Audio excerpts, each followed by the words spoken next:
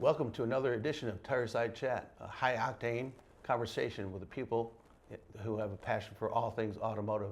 Today with Michael Montri, Vice President of Penske, President of the Detroit Grand Prix, and IndyCar Executive. Michael, welcome. Thank you. Appreciate you having me, Bruce. So you just had a great race here in Detroit, another record setter. You're going to renew the contract in Detroit? Absolutely. We have a multi-year contract with the city. And it's such a unique event when you look at the history of road courses, street courses across the U.S. in particular. This is the second oldest one in the country. You know, Long Beach is 51 years old, and we started in 1982. A couple fits and starts. We've done 36 races here. So when you have that type of longevity in a city, you really recognize that everyone is looking for a way to keep it going, to get it done, despite what else might be happening in the city with construction or development or whatever. So absolutely, we have a multi-year agreement with the city and look forward to coming back. Awesome. It was a fantastic race, and the circuit's a little tight, but it was very exciting this year, and I think everyone's thrilled that you brought it back downtown from Belle Isle. Yeah, no, thanks. The energy that is this downtown race compared to what we had on Belle Isle, which is a phenomenal venue, phenomenal course there, but the difference in the energy of this race downtown and what it means to the community and the fans in the city is just, you can't touch it. Fantastic.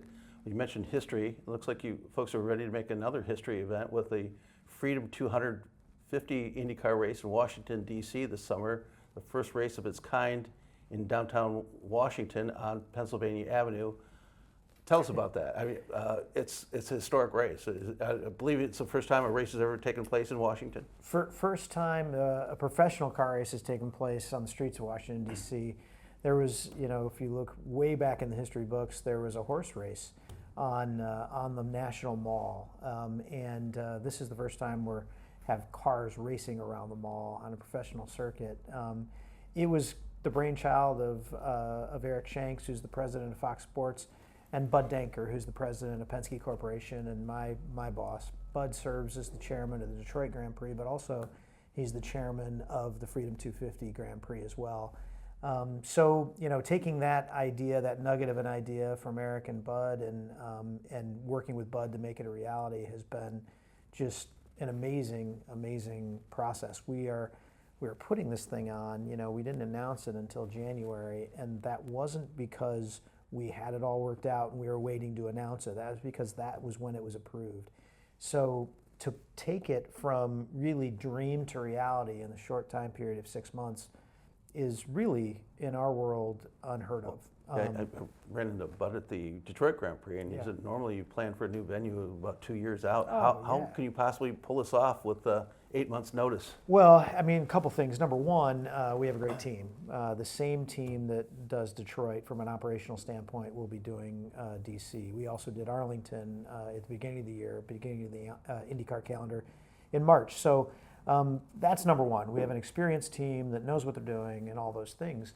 But the other thing is you have to have, again, just like here in the city of Detroit, you have to have a community that's willing to work with you. And the city of Washington, D.C., District of Columbia has been amazing to work with, from the mayor straight on down to the police department, to the fire department. They have all attended our races throughout the year, whether it be Long Beach, whether it be Arlington and Detroit. They all have seen kind of how we do things.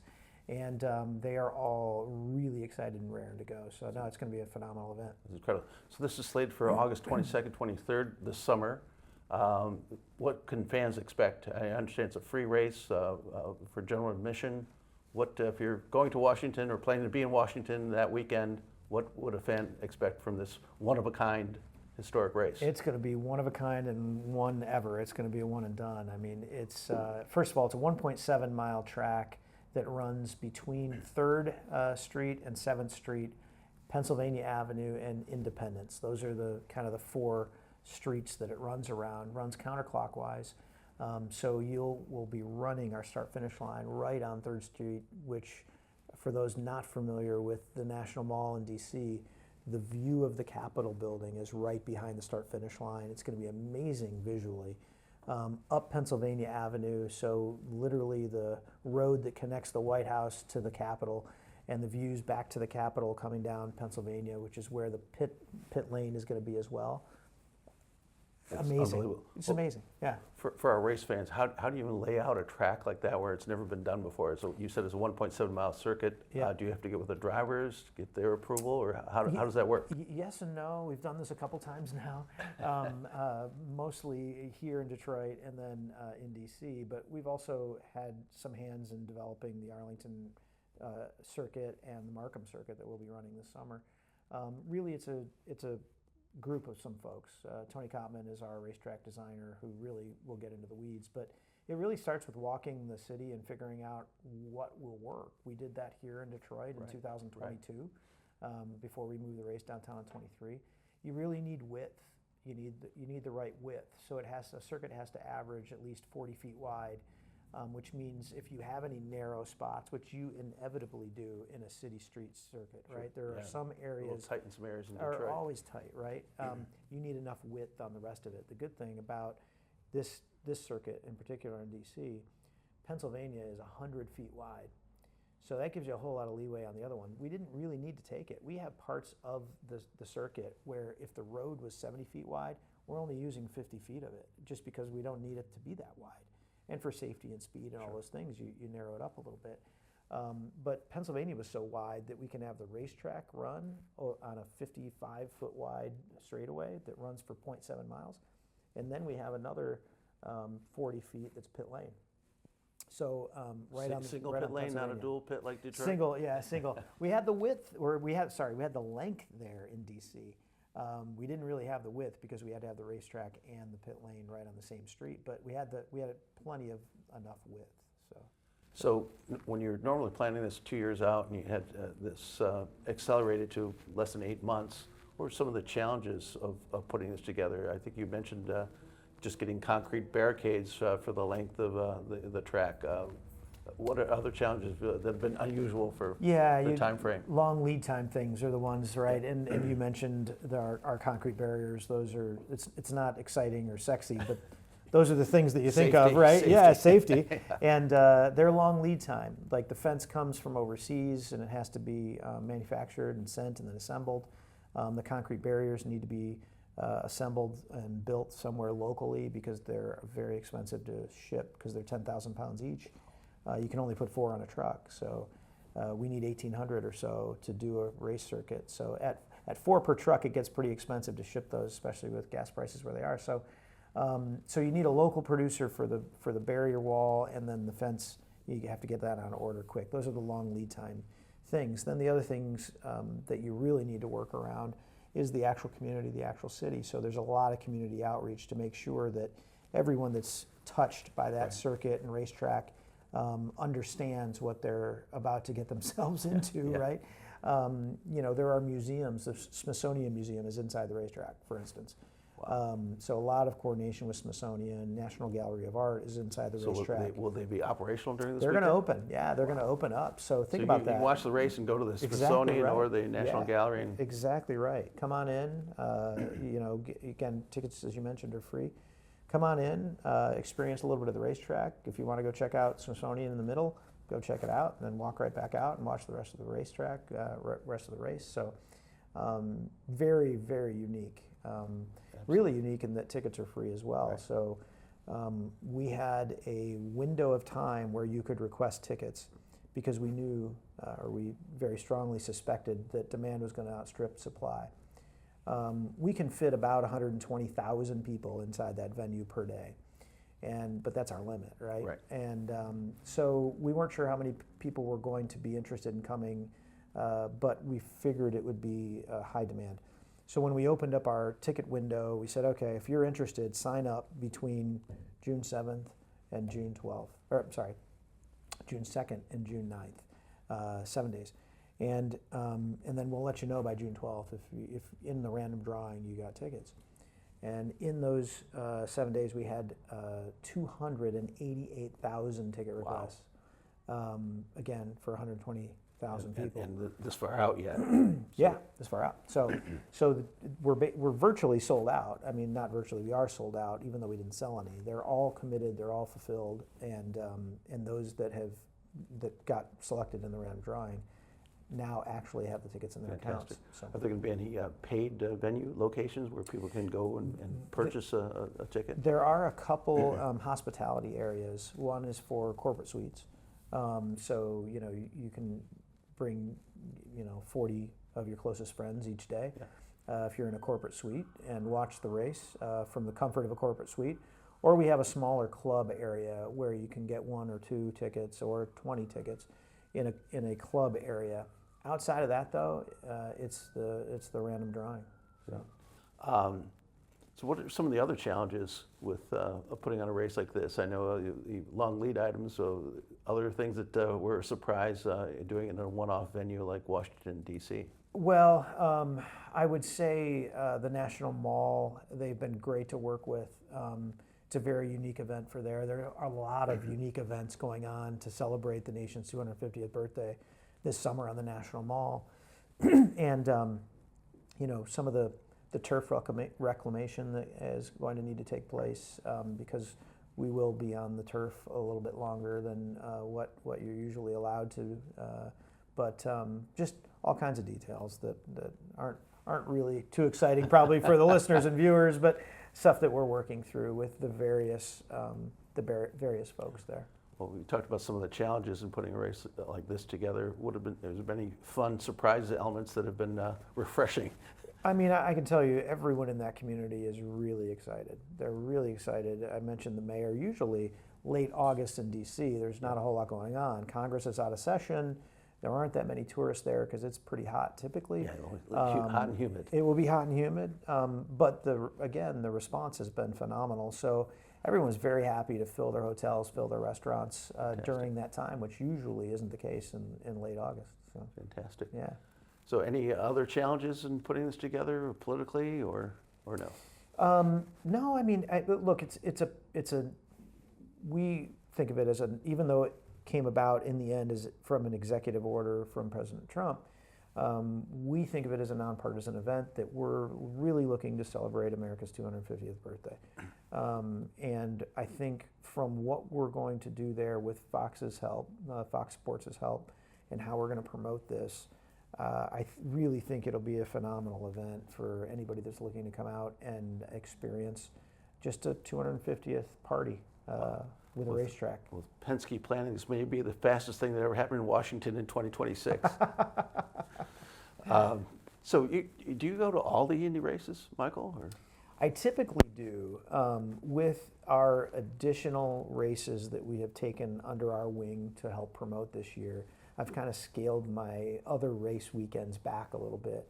But it's typically because I have to be at another event that, whatever weekend it is, or the very next week, or whatever it is. So there are a couple throughout the summer that I would typically attend that I'm not going to be able to attend this year just because I've been back and forth to DC so much. So. Right, yeah, a lot of logistics in planning this. You have a day job other than planning races at Penske Corporation. Can you tell us a little bit more about what a typical week or what your typical role is when you're not planning a historic race in Washington, D.C.? Yeah, my other role is really on the IndyCar series side, and I currently oversee all of our international broadcast partners. So every time IndyCar runs a race or a qualifying session or a practice session, it's broadcast across the world. We own the production company that shoots the actual race on-track action, and then we sell those rights to broadcast partners across the world. So Fantastic. IndyCar, anytime we're on track, is broadcast in over 200 territories and countries across the world. So I'm in charge of making sure that all of those main markets for all of those events across the entire world get actually into the right hands. They're produced properly, all those things. So we are fortunate in that 14 of our race drivers, 14 out of 25, are from a country other than the U.S., meaning there is interest worldwide in what their nation's driver is doing. It's like the World Cup year-round for us. It's a great asset that we have that we can use to really expand our reach internationally. So that's one of my responsibilities. The other responsibility I have is you mentioned a little bit about some of the other events, some of the other racetracks. It's my role and my team's role that is housed in Indianapolis to make sure that all of those other events are operated how the series and how Penske would want those to be operated from a customer service standpoint, from a look and feel standpoint, and to make sure that from a contractual standpoint they're living up to the contracts, and we have an agreement to run in those cities and those racetracks and all those things. So it's amazing. Well, Penske's a global company. I think it's something like 70,000 employees and 40 billion plus. And Roger Penske, the founder, has been very philanthropic here in Detroit, especially when the race was on Belle Isle, redoing the lighting, the Scott Fountain, and Detroit during the historic bankruptcy, donating emergency vehicles, both police and fire. Penske Corporation has been incredible corporate citizens. Do you have that same philanthropic bent in all your venues, or tell me a little bit about that? Well, I can tell you it's really, you're 100% right on Roger and the company's commitment to the city here in Detroit, and that really started with as Roger is the chairman of the Super Bowl committee in 2006, right, when Super Bowl was held at Ford Field. But it really is inherent in our DNA across the series and all of our race promoters to get involved and have a really positive impact in our communities. We do the same thing in Arlington. We do the same thing in Nashville. They all have a little bit different feel and a little bit different process to get there, but the whole key of one of these events is to have a year-round impact on the community that we race in. It's amazing. We have to. I mean, we feel that's our duty for the people that support us all year round. Well, Mr. Penske just turned 89 this year. Call him the captain. Yeah. I sent him a letter 10 years ago at the DAC executives to honor him as our Lifetime Achievement Award, and he sent the letter back saying, "I'm not done yet." Is he ever going to retire? Yeah, I don't know. I don't think so. I've worked for him since 1994, and I still can't keep up with him. I mean, and I'm a little bit younger than he is, but no, he's an amazing human being. Excuse me. And every time you leave a conversation with him or a meeting with him, you come away inspired to work harder. And he's just has this inherent charisma, and I think a lot of it is because in talking to him, that he's not going to ask you to do anything that he wouldn't do himself. He is a lead by example. He is a lead by doing. And he's not the guy that's sitting in an ivory tower somewhere and saying, "Yeah, go pick up that piece of trash." He'll be right out there with you, helping you pick it up. And it's just the way that the entire culture of the company has been fostered under him. And it's I've been lucky enough to be a part of that for a very long time. That's fantastic. Yeah, I know. I sent a book. I know he started racing in 1951. Yeah. And it's been a few years, and and he still has a passion for racing and all things automotive. It's incredible. Yeah, I mean, his whole racing story started when his father brought him to the Indianapolis 500 in 1951. First time he had been, I can't remember what age he was, but like 14 or 15 or something like that. And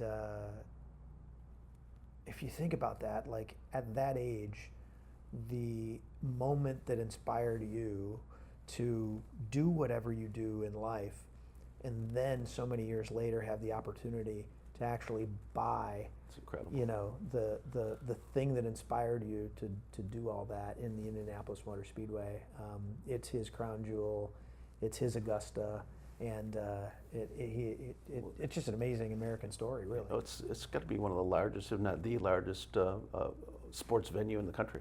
It is on the Memorial Day weekend when the Indianapolis 500 is held every year on Sunday of Memorial Day weekend. For that day, it is the largest single day sporting event in the entire world. There are over 330,000 people in that venue every single year. And it becomes a city unto itself. It's an amazing. Well, you guys have done a phenomenal job there. Minimal issues. Is security going to be an issue in Washington, D.C.? Well, I mean, we are. Believe me, when I say we're plugged in with the security community, there we are plugged in. We are not to get into the weeds on what level we are, but there are different levels that the federal government gives as to your security level, and the security level of our event in DC is equal to Super Bowl. So it's the same level as a Super Bowl. So whatever security, Sure. if you've been to a Super Bowl, what you're used to at a Super Bowl, that's what we will be this year. And it's actually a little, they call it a SEER Plus. So we're actually plussed up one because of it. And we'll see. Typically that means that, you know, the president will be there in some form or fashion at some point during the weekend. We believe that to be true. He hasn't committed to that, but we think he'll be there. Fantastic. How long will you be in Washington for the race, pre and post? Oh, that's a great question. I've had an apartment there now for a couple months, so traveling back and forth. And as we get closer here, we're 66 days away right now. As we get closer, I'll begin or continue and pick up the amount of time I'm spending in DC each week. So right now it's about 3 days a week, and eventually, probably a month out, it'll be full time. Well, what after you wrap this, and I know it'll be a huge success because you've got the Penske team behind it. What's the next big challenge for Michael Montri? Well, once we get done with this event, then we'll have 2 races left in the season for IndyCar, and then in the off season, or as we call it, the non-racing season. There's never really an off season. The non-racing season, we'll start to plan for 27, and we'll really start to look at, okay, across all of our events, what did we do well? What do we need to work on? Now that we have this race in Arlington in our portfolio earlier in the year, it's in mid-March every year. That's the one where we're partners with the Dallas Cowboys and the Texas Rangers. Because that's now in our portfolio, it's earlier in the season, so you really have to start planning for that, you know, October at the very latest. I mean, there's a year-round planning session, but you really have to start ramping up in October. So there's not a whole lot of downtime there, right? I mean, we're done late August, early September with the season. You know, we'll start to plan for Arlington with haste in October and go from there. Fantastic. Well, Mike, I don't know how you do it all, and appreciate you making the time for Tire Side Chat, and wishing you a very successful Indy Freedom 250 race and the remaining season. Thank you so very much. Really appreciate Thanks for you joining having us. me, Bruce. Appreciate it. Yeah. Mr. President, thank you again for your support. Thank you again for your leadership. Thank you again for your vision. And with that, I'm going to have our driver, David Malukas, start that car. You're going to see this amazing pit crew here from Team Penske change 4 tires, fuel, in about 6.5 seconds. Let's see it, guys.